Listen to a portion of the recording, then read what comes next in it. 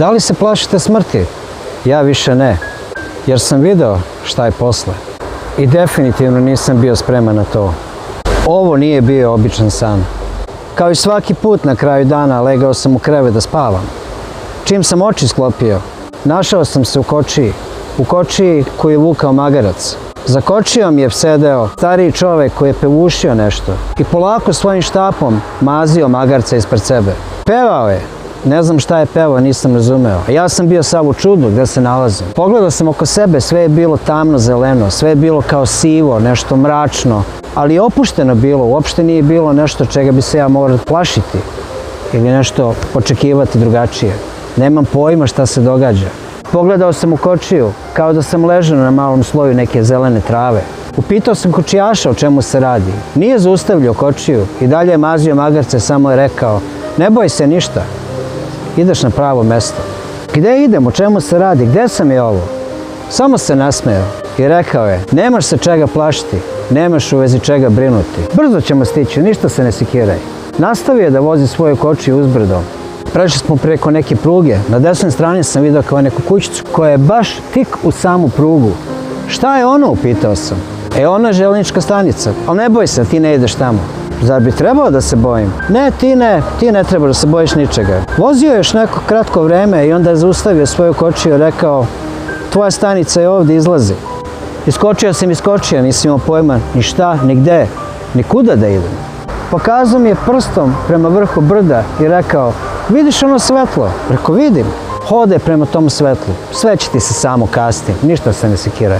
Bez reči sam krenuo uzbrdo, razmišljajući gde idem, šta radim, nemam pojma. Nisam imao straha u sebi, ali je bilo baš neprijatno. Okrenuo sam se, pogledao kočijaša, on mi samo rukom pokazao: ajde, ne zaustavljaj se, samo idi. Morao sam proći između dva velika stabla. Kad sam se rukama odgurnuo od njih da se popnem na sam vrh te uzbrdice, pogledao sam dole i nisam mogao ni sam sebi da objasnim šta sam video. Ono što sam video je toliko prelepo da jednostavno u životu nisam mogao ni da zamislim da postoji. Ispred mene je stajao kanjon. U kanjonu su bile uklesane kućice. Sve jedna kućica je bila obojena drugom bojom. Ali tako nekim živim bojama, tako nekim bojama koje u životu nisam video. Da ne mogu ni jednu da objasnim. Ako kažem da je zelena, onda nije to ta zelena. Ako kažem da je žuta, to nije ta žuta. Te boje su bukvalno upijale u mene. Pogledao sam još niže dole, video sam ogromnu reku između ta dva kanjona. Puno mostova koje spajaju jednu i drugu stranu. Gde se nalazim? Šta je ovo?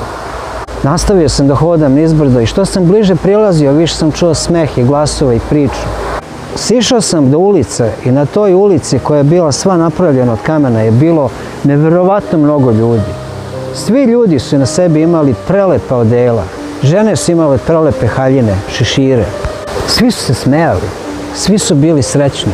Sve jedna priča koju sam mogao da načujem je bila nešto veselo. Jednom reči, svi su bili srećni. Nastavio sam da hodam u jednom pravcu, čisto da vidim šta se događa i da vidim gde sam. Kada sam ugledao osobu koju znam, bila je okrenuta leđima meni. Imala je prelepu crvenu haljinu bez rukava sa tačkama na sebi i isti takav šešir. Dok sam hodao prema njoj, ona je samo stala. Naglo se okrenula i skočila mi u zagrljaj. Stigao si, znala sam da ćeš doći. Zagrla me toliko snažno da sam mislio da su kosti počele da mi pucaju. Uhvatila me za obe dve ruke i rekla: dobro nam došao, ajde da ti pokažem gde ćemo da budemo. Sav sam bio začuđen, sav sam bio iznenađen, nisam imao pojma čemu se radi. Uhvatila me za ruku i povela me sa sobom. Hej, hoćeš li sladoled, pitala je. Sladoled? Da, sladoled. Moraš ovo probati. Stali smo na mesto da se toči sladoled, čovek je natočio po jedan kornet i dao nam. Probaj, rekla je, ovako nešto u životu nisi okusio. Probao sam sladoled i mogu vam reći da mi u mozgu eksplodirao sav taj ukus. Jagoda je imala ukus prave jagode, kao da sam sad ubrao iz šume i stavio u usta. Malina, bez reči. Vanila, takav ukus vanile nikad nisam probao.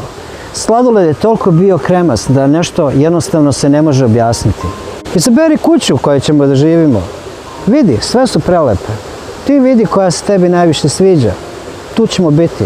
Ali čekaj, nismo platili sladoled. A ne, sve je ovde besplatno, rekla je. Besplatno?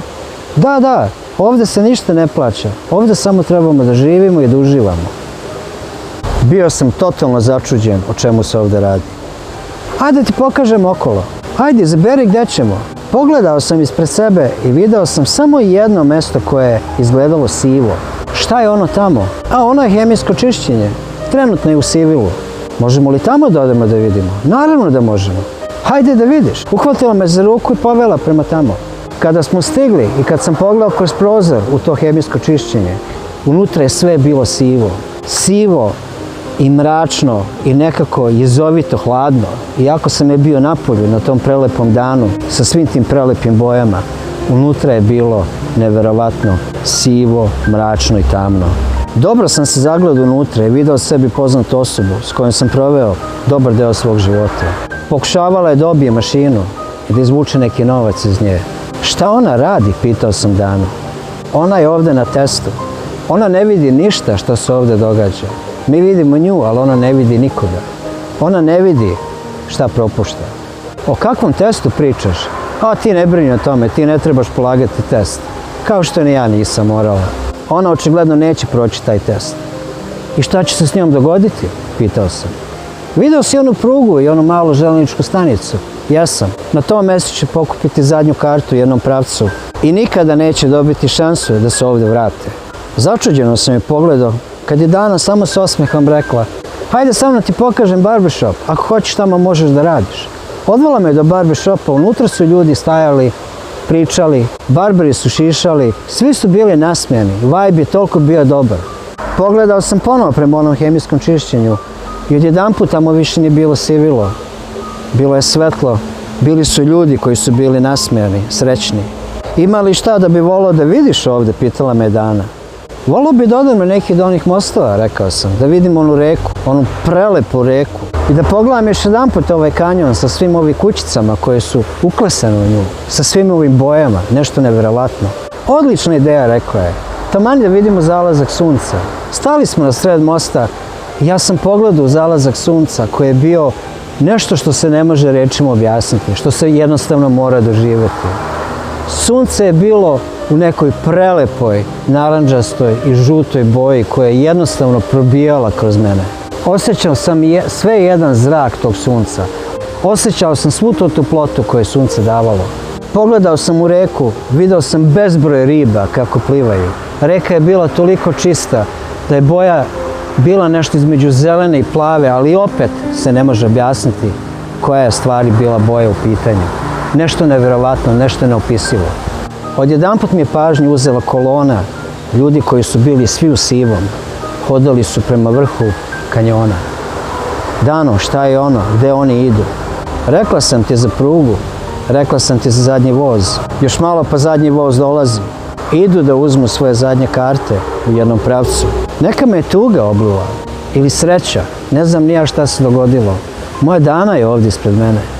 Njene prelepe oči su me gledale i bukvalno nosile neverovatnu sreću u mene.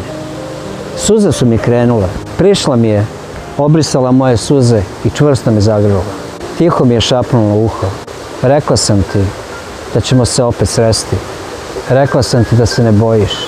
Rekla sam ti da ćemo provesti večnost zajedno. Tog momenta sam se probudio. Tog momenta sam shvatio da je sve bio san. Da li je bio san?